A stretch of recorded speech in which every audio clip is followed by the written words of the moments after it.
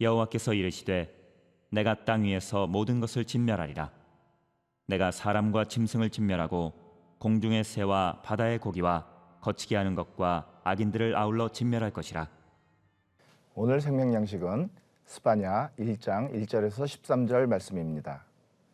1절에서 말하는 것처럼 스바냐는 유다와 예루살렘 전역에서 우상을 제거하고 개혁을 단행한 것으로 유명한 요시야 왕 시대에 활동한 선지자입니다. 그런데 스바냐서는 종교적으로 타락한 예루살렘의 모습을 잘 묘사하고 있기 때문에 아마도 요시야의 개혁 이전에 기록된 것 같습니다. 그래서 스바냐서는 요시야가 개혁에 착수하는 계기 중 하나였을 수도 있고 개혁이 진행되는 동안의 추진력이기도 했을 수 있는 책이죠.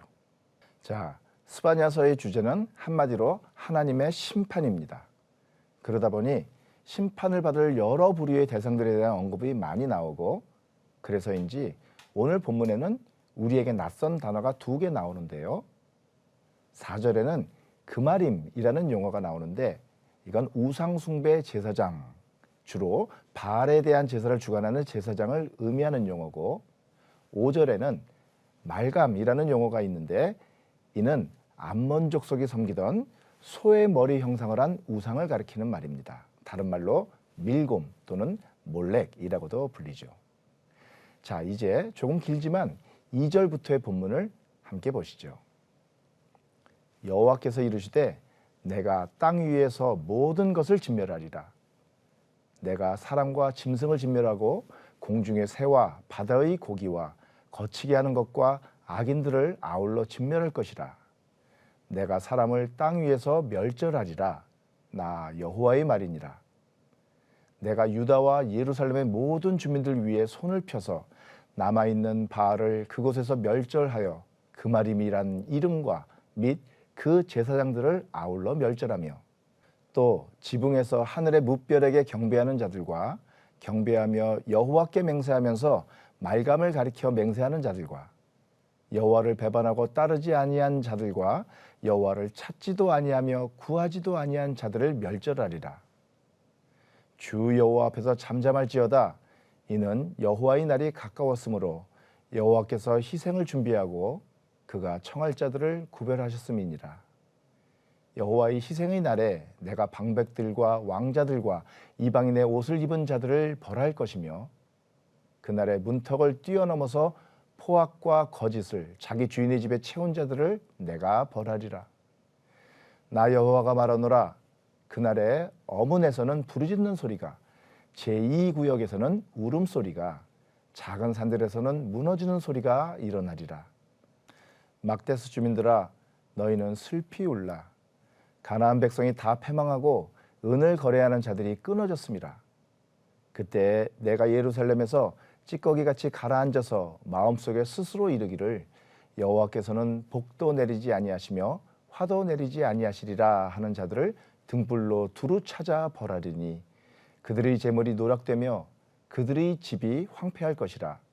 그들이 집을 건축하나 거기에 살지 못하며 포도원을 갖거나 그 포도주를 마시지 못하리라. 자, 어떠십니까?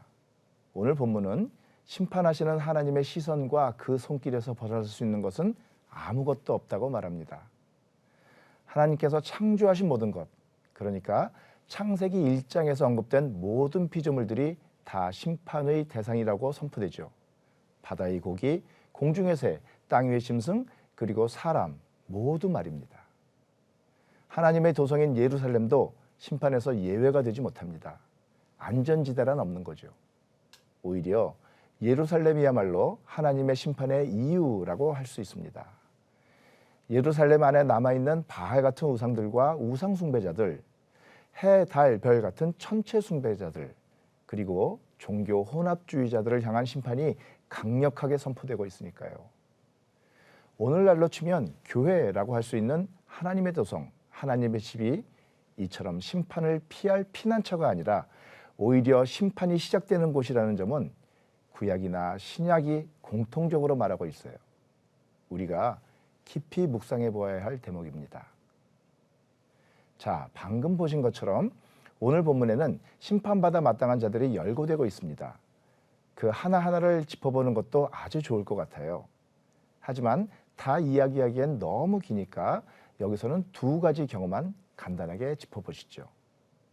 하나는 5절에 나오는 여호와께 맹세하면서 말감을 가리켜 맹세하는 자들입니다. 현대식으로 말하면 종교 혼합주의자들인데요. 하나님과 말감을 겸하여 섬기는 자들, 신약의 표현대로 하면 두 마음을 품은 자입니다.